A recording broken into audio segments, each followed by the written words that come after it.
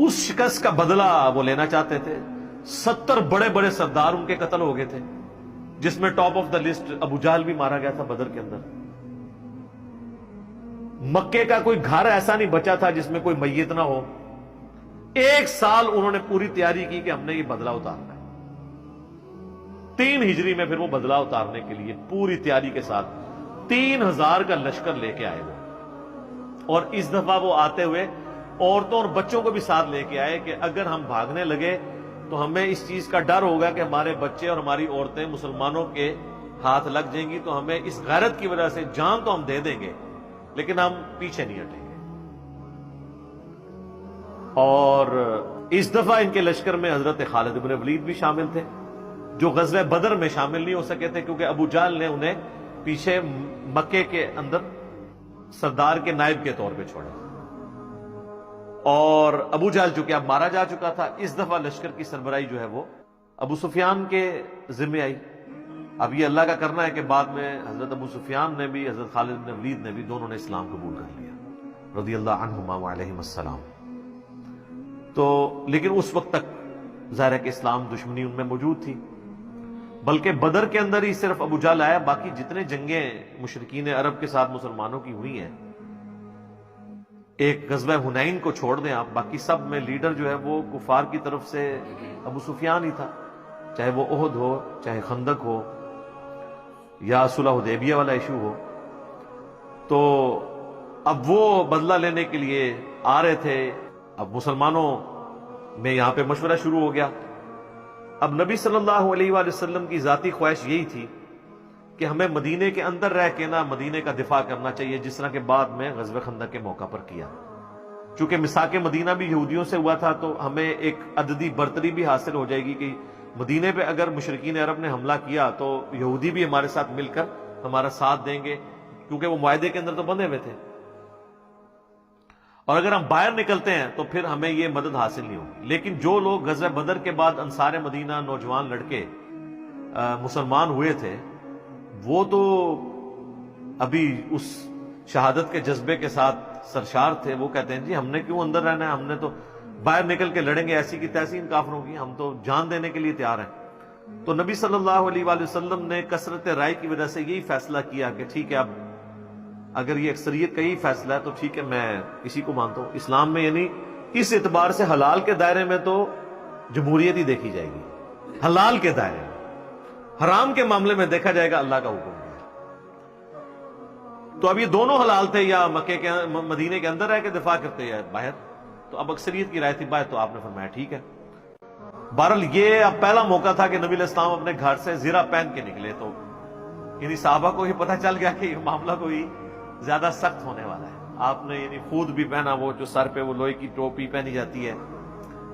اور پھر نبی علیہ السلام کو صحیح بخاری میں آتا ہے خواب بھی دکھا دیا گیا تھا کہ آپ کے سامنے ایک گائے ذبح ہو رہی ہے جس کا کافی زیادہ خون نکلا ہے. تو آپ کو یہ پتہ چل گیا تھا کہ میرے کافی سارے اصحاب اس میں شہید ہو جائیں گے. لیکن ظاہر ہے کہ اللہ کی تقدیر کو تو کوئی نہیں ٹال سکتا نا. تو نبی علیہ السلام باہر نکلے. اب آپ باہر جو ہے مورچوں میں مختلف جگہ پہ مختلف لوگوں کی ڈیوٹیاں لگا رہے تھے. تو اب یہاں سے وہ اس واقعے کا آغاز سورہ آل عمران کی آیت نمبر 121 سے ہوگا کہ آپ مورچوں کے اوپر ڈیوٹی لگا رہے تھے کہ فلاں نے اس جگہ رہنا ہے، فلاں نے اس جگہ رہنا ہے، اور اس طریقے سے اس معاملے کو لے کے چلنا ہے. صحیح بخاری میں ڈیٹیل آتی ہے، قرآن میں بھی اس کا ذکر آ جائے گا آگے چل کے، کہ ایک کرٹیکل درہ تھا، پہاڑی چوٹی تھی، جس کے اوپر آپ نے 50 تیر انداز جو ہے نا وہ مقرر کر دیے، جن کے سردار تھے عبداللہ بن جبیر رضی اللہ تعالیٰ عنہ. صحیح بخاری میں آتا ہے نبی علیہ السلام نے ان 50 لوگوں کو یہ وصیت کی تھی کہ تم اگر یہ دیکھو کہ چیل کوے بھی ہماری لاشوں کی بوٹیاں اٹھا کے لے کے جا رہے ہیں، تب بھی تم نے اس پہاڑی سے نیچے نہیں اترا. اب اس سے زیادہ تو کوئی نہیں سمجھا سکتا نا کسی کو کہ جو مرضی ہو جائے تم نے یہ درہ نہیں چھوڑنا. آخری یہی ہو سکتا تھا نا کہ مسلمانوں کو شکست ہو جاتی اور مسلمانوں کی مدد کے لیے وہ درہ چھوڑتے. آپ فرمایا تم نے تب بھی نہیں چھوڑنا. لیکن وہی ہوا کہ جب جنگ میں مسلمانوں کا پلڑا بھاری ہوا تو کافر میدان جنگ چھوڑ کے بھاگ گئے، اور مسلمان جو ہے وہ ان کا پیچھا کرنا شروع ہو گیا، مال غنیمت جمع ہونا شروع ہو گیا.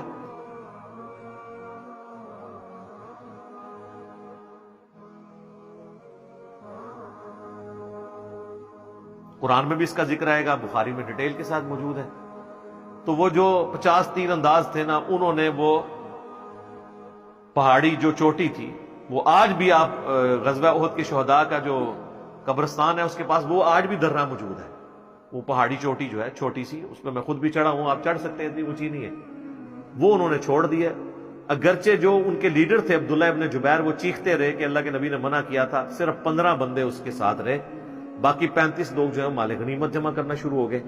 اور انہوں نے یہ اجتہاد کیا کہ یہ جو حضور نے فرمایا تھا تو اس صورت میں تھا جب مسلمانوں کو شکست ہوتی ہے، اب تو ہمیں فتح ہو گئی ہے،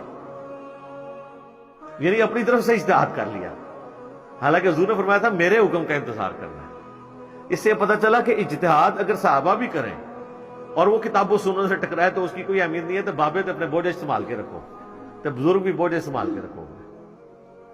اچھا اب وہی ہوا، خالد ابن ولید کی عقابی نظروں نے یہ دیکھ لیا، چونکہ وہ تھے کیولری کے سردار، یعنی ایک تو پیدل فوج ہوتی ہے نا، ایک گھوڑوں والی فوج، وہ تھے گھوڑوں والی فوج کے اوپر، اور یہاں سے یہ سارے ان کی فوج جب بھاگ کے جا رہی تھی کہ بھئی ہم تو شکست کھا گئے، انہوں نے جب دیکھا نا کہ اس نے درہ چھوڑ دیا ہے، اور ان کو یہ پتا تھا کہ اس پہاڑی کے پچھلی سائڈ کے اوپر راستہ ہے، پیچھے سے لا کے ہم ان پہ حملہ کریں تو مسلمانوں کی فوج کو ہم سینڈوچ بنا دیں گے، اس طرف سے کیولری کا حملہ ہو جائے گا یعنی گھوڑوں کے اوپر، ادھر سے آلریڈی ہماری فوج موجود ہے جو بھاگ رہی ہے، تو ان کو ہم جو ہے نا وہ دونوں فوجوں کے درمیان ان کو پیس دیں گے۔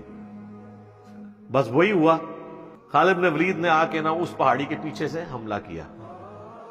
اب ظاہر ہے کہ مسلمان تو ابھی وہ تو سامان سمیٹ رہے تھے کافروں کا مال غنیمت، وہ تو ریڈی بھی نہیں تھے، پیچھے سے حملہ ہو گیا، اور اس میں ایسی بھگدڑ مچی کہ صحیح بخاری میں آتا ہے کہ بعض صحابہ بھی صحابہ کے ہاتھوں قتل ہو گئے، اس جس میں فرینڈلی فائرنگ کے اندر، جس میں حضرت جابر بن عبداللہ کے والد بھی شہید ہو گئے تھے، ان کو مسلمانوں نے ہی مار دیا، ایسی بھگدڑ مچی۔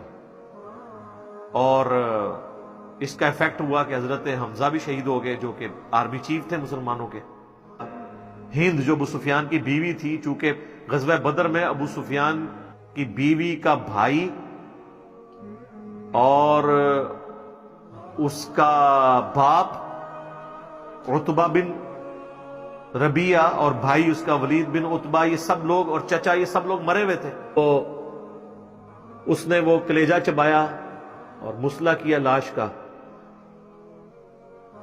اور مسلمانوں کا ظاہر ایک تکلیف پہنچی، مدینے کا کوئی گھر نہیں تھا جس میں کوئی میت نہ ہو، اتنے مسلمان شہید ہو گئے انصار مدینہ، مسلمانوں کے حوصلے پست ہو گئے کہ جی کدھر بدر کی کامیابی اور کدھر احد کے اندر اتنی شکست، کہ سب سے بڑھ کر کے اللہ کے نبی علیہ السلام کی بھی شہادت کی خبر مشہور ہو گئی، قرآن میں اس کا بھی ذکر آئے گا، حتیٰ کہ کئی صحابہ نے تلواریں پھینک دی کہ اب تو حضور ہی فوت ہو گئے، اب ہم نے کس کے لیے لڑنا ہے، تو اللہ نے فرمایا کہ بھئی نبی تو پہلے بھی گزرے ہیں، اگر نبی علیہ السلام فوت ہو جائیں یا جنگ میں قتل کر دیے جائیں تو کیا تم اپنے دین سے الٹے قدم پھر جاؤ گے؟ ایسا تو نہیں ہے، اللہ تعالیٰ تو زندہ ہے اور اس کے دین کو لے کے چلنا ہے، اللہ تعالیٰ کا دین نبیوں کا محتاج تو نہیں ہے، نبی تو آئے اور چلے گئے، دین تو ہمیشہ رہنا ہے۔ تو نبی علیہ السلام کے 4 مبارک دان یہ شہید ہو گئے، کیونکہ آپ پہ ایسا حملہ ہوا کہ وہ آپ کا اپنا جو خود اوپر وہ لوہے کی ٹوپی پہنی تھی اس کے کنگرے جو ہے نا یوں اندر گال سے اندر چلے گئے، یہ دانت ٹوٹ گئے، اور اتنا خون بہا کہ صحابہ کو لگا کہ بھئی حضور تو فوت ہو گئے۔ پھر بخاری مسلم میں آتا ہے کہ حضرت علی اور حضرت فاطمہ نے حضور کا زخم دھویا، اور حضرت علی ڈھال کو الٹا کر کے اس میں پانی لے کے آئے، حضرت فاطمہ نے زخم دھویا، پھر حضرت فاطمہ نے سلام اللہ علیہا جب خون نہیں رکتا تھا تو انہوں نے ایک کپڑا جلا کے کاٹن کا اس کی راکھ رکھی، اس سے خون رکا، پھر آہستہ آہستہ یعنی معاملات سیدھے ہوئے۔ اسی دوران حضرت طلحہ جو ہیں وہ اپنے ہاتھوں کے اوپر وہ تیر روکتے رہے جو نبی علیہ السلام کی طرف آ رہے تھے، ان کے ہاتھ جو ہے وہ ایک شل ہو گیا، پوری زندگی ان کا ایک ہاتھ یعنی ان کا نہیں تھا، اسی میں ہی ہوا اور جنت کما لی انہوں نے۔ اسی طریقے سے کئی انصاری صحابہ جو ہیں وہ حضور کو بچاتے بچاتے شہید ہو گئے، یکے بعد دیگرے۔ اور پھر اسی دوران نبی علیہ السلام نے اور چند اصحاب نے جو آپ کے ساتھ تھے، حضرت ابوبکر، عمر، عثمان تو نہیں تھے، حضرت عثمان تو اس بھگدڑ میں جو ہے وہ فتنے کا شکار ہو گئے، فتنہ پنجابی والا نہیں، عربی والا، آزمائش کا۔ حضرت ابوبکر، عمر اور علی اور باقی چند سینئر صحابہ 12 کے قریب جو تھے حضور کے ساتھ تھے. تو پھر آپ پہاڑ کی طرف چڑھ گئے اور ادھر خالد بن ولید تو کہنے لگا کہ بھئی اب کام ان کا ختم ہی کر جائیں تاکہ مسئلہ ختم ہو جائے. ابو سفیان نے کہا کہ نہیں، یہ پہاڑ کے اوپر ہے، ہم اگر ان کا پیچھا کریں گے، یہ اوپر سے صرف پتھر بھی مارنا شروع کریں تو ہمیں نقصان ہو سکتا ہے. ہم نے بدلہ لینا تھا، لے لیا. تو پھر وہ واپس چلے گئے. پھر حضور علیہ السلام نے، صحیح بخاری میں آتا ہے، بعض اصحاب کو پیچھے بھیجا کہ تم نے جا کے اب ان کا تعاقب کرنا ہے، ایسا نہ ہو یہ پھر پلٹ کے واپس آ جائیں. تو اور یہ بھی ایک بہادری کی علامت تھی. پھر وہ پیچھا کرنے والے اصحاب میں بڑے بڑے صحاب حضرت علی اور باقی لوگ تھے جو پیچھے تک گئے. ان کے لیے بھی قرآن میں پھر اللہ تعالیٰ کی طرف سے آیا کہ یہ لوگ تھے جنہوں نے حضور کا ساتھ دیا اور کافروں پہ رعب ڈال دیا. پھر وہ واپس مڑ کے انہوں نے دیکھا نہیں ہے. اور بہرحال اس میں کئی غلطیاں ہوئی جس کا خمیازہ پھر مسلمانوں کو بھگتنا پڑا. حتیٰ کہ جو حضور علیہ السلام کے دانت شہید ہوئے اس وقت آپ علیہ السلام کی مبارک زبان سے بھی ایک بات نکلی کہ اللہ ایسی قوم کو کیسے ہدایت دے سکتا ہے جنہوں نے اپنے نبی کا چہرہ خون سے رنگ دیا. تو اللہ تعالیٰ نے سب سے پہلے جب گرفت فرمائی تو اپنے محبوب کے اوپر فرمائی، لیس لک من الامر شیء، اے نبی آپ کو کوئی اختیار نہیں ہے کسی معاملے میں، اللہ چاہے تو ان کو معاف بھی کر دے. اور وہی خالد بن ولید جس کی وجہ سے حضور کے دانت شہید ہوئے، اسی مبارک زبان سے خالد بن ولید کے لیے سیف اللہ کا لقب ملا اور وہ مسلمان بھی ہو گئے.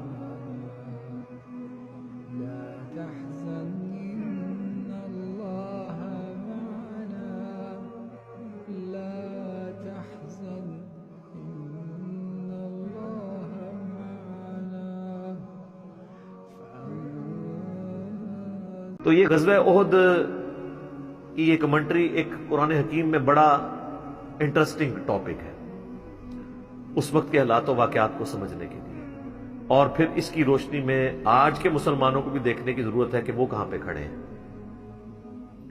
اس کا پس منظر یہ ہے کہ آپ کو پتا ہے کہ 2 ہجری کے اندر غزوہ بدر ہوئی تھی، جو سورۃ الانفال میں ڈیٹیل سے آئے گا کہ اللہ نے اپنے نبی کے ساتھ وعدہ کیا تھا کہ 2 لشکروں میں سے ایک لشکر تمہیں میں دے دوں گا. ایک ابو سفیان کا لشکر تھا جو کہ شام سے تجارت کرنے کے بعد مکے واپس آ رہا تھا، اور ظاہر ہے کہ مکے والوں نے مسلمانوں کی جدادیں وہاں پہ قبضہ کر لی تھی. اس کے بدلے میں مسلمانوں کو اجازت دی گئی کہ اب ان کا مال بھی تم لوٹ سکتے ہو بدلے کے طور پہ، قصاص. اس لیے مسلمان جو ہیں وہ جب ایک نہتے لشکر کو لوٹنے کے لیے گھر سے نکلے تو ظاہر ہے جس کے ہاتھ میں کوئی ڈنڈا تھا، کوئی کسی کے ہاتھ میں کوئی چھڑی تھی، وہ لے کے نکلا. تلواروں سے تو نکلے نہیں تھے کیونکہ وہ لشکر تو ایک تجارتی قافلہ تھا جس کے اندر تلواریں وغیرہ تو نہیں ہوتی تھی. لیکن راستے میں اللہ تعالیٰ نے فیصلہ کر دیا کہ بھئی یہ تو ہم اب تمہیں جو ہے وہ کہیں اور تمہاری ٹکر کروائیں گے اور حق کا حق ہونا ظاہر کریں گے. ابو سفیان کو یہ جب بات پتہ چل گئی کہ اس طرح مسلمان ہمارے لشکر کو لوٹ سکتے ہیں تو اس نے اپنا راستہ بدل لیا اور پیرلل میں اس نے ایک قاصد بھجوا دیا مکہ شریف کے تمہارے تجارتی قافلے کو خطرہ ہے، کیونکہ ساری روزی روٹی اسی کے ساتھ جڑی ہوئی تھی ان کی. وہ سارے اپنا جو سامان دیتے تھے وہ بیچ کے شام میں اور اس سے وہ پیسے یا اس کے بارٹر سسٹم تھا اس کے متبادل اور چیزیں لے کے آتے تھے. تو انہوں نے اپنے قافلے کے بچاؤ کے لیے پوری تیاری کر کے 1000 کا لشکر کیل کانٹے سے لیس، اسلحے سے لیس لے آئے اور یہاں مسلمان نہاتے تھے. اب مسلمانوں کے سامنے آفر تھی. قرآن نے کہا کہ تمہارا تو دل تھا کہ تم تجارتی قافلے کو لوٹتے، لیکن اللہ تعالیٰ ان 313 نہتے مسلمانوں کو ٹکروانا چاہتا تھا ان 1000 اسلحے سے لیس لوگوں کے ساتھ، تاکہ اللہ تعالیٰ سے یوم الفرقان، حق اور باطل کی جیت کا جو فرق ہے، جو حق اور باطل کا فیصلہ کر دے کہ حق جو ہے وہ اس کی جیت ہے اور باطل کی شکست ہے. یہ نہیں تھا کہ وہ بالکل ہی اتنے گئے گزرے تھے کہ وہ بیچارے ایک تلوار بھی گھر سے نہیں لا سکتے تھے. یہ جو ہمارا پریزنٹ کیا جاتا ہے نا کہ وہ شاید وہ بہت غریب تھے، وہ پیچھے ریزن یہ تھی کہ وہ جو تلواریں ان کے پاس نہیں تھی، کیونکہ وہ اس لیے سے تو گئے نہیں تھے. تو غیبی مدد آئی اور اللہ تعالیٰ نے فرشتوں کے ذریعے ان کے لشکر کو ملیا میٹ کیا.